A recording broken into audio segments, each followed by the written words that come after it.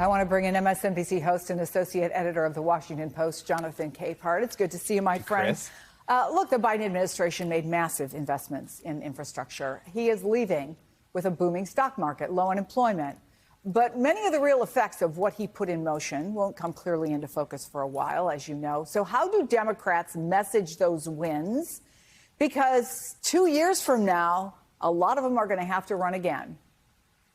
Right. And so 2 years from now, all those things that the president was talking about there, hopefully a lot of them will have, holes would have been dug, ribbons would have been cut, and Democrats, the way they take advantage of that is going to those ribbon cuttings and reminding people, we being Democrats, we did this, fill in the blank years ago, and now here are the fruits of our labor.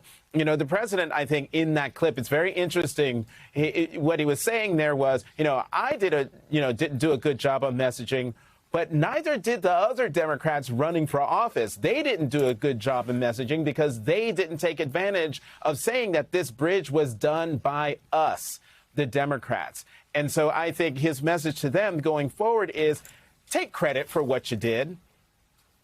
Yeah, I think part of that is, that is one thing Donald Trump knows how to do is take credit. So let me talk a little bit about what veteran political strategist James Carville said. He summed up the end of the Biden administration this way, quote, Joe Biden story is one of the great tragedies of American politics. I really mean that. He should be having a glorious, well-deserved, highly acclaimed retirement, and he's not. It's hard to blame anybody but him.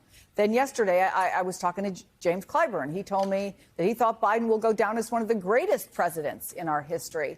Is either man right, or is the truth likely going to land somewhere in between, do you think, Jonathan? Everything. James Carville is right in the short term because that's all anyone can see right now.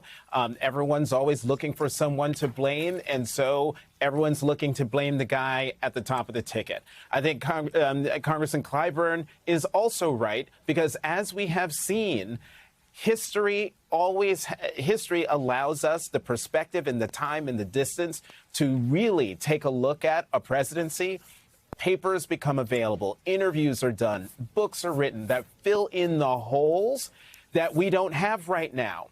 And as we saw in the funeral of President Carter, who also was a one-term Democratic president who left Washington with low approval ratings, seemingly the entire country hating him, and yet at his funeral he was celebrated as a really good president because we had 40 years worth of distance and history and knowledge and reporting and books written to show that the Carter who left in 81 wasn't nearly as bad, nearly as horrendous as the short-term history showed.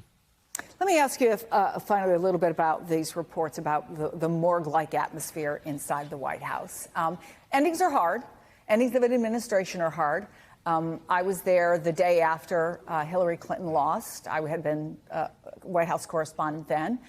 It was not a happy place to be, in spite of Barack Obama trying to tell people, we've got a job to do. Let's finish this out strong.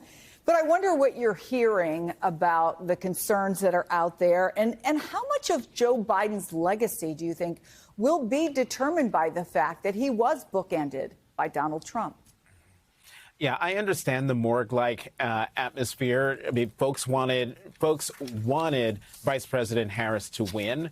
One, because she's a fellow Democrat. Two, it would mean not just the continuation of the work that the Biden-Harris administration did, but it would be a continuation and an extension, furthering with what was hoped to be a President Harris stamp on things going forward. But now that, we're about to go through another Trump presidency, and what we saw, what Trump tried to do by taking a wrecking ball, he tried to basically erase the 8 Obama years. He's going to try to do that again with the 4 Biden years. But I hope that morgue-like atmosphere dissipates and goes away among Democrats writ large, because again, history shows that defeats are not permanent, and that despair cannot become permanent, because the fights continue. People's lives, people's hopes and dreams depend on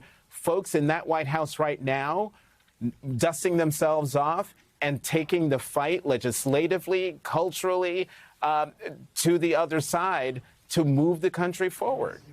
Yeah, very little can happen until you can shake it off, which is easier said than done. Right. Jonathan, always good to see you.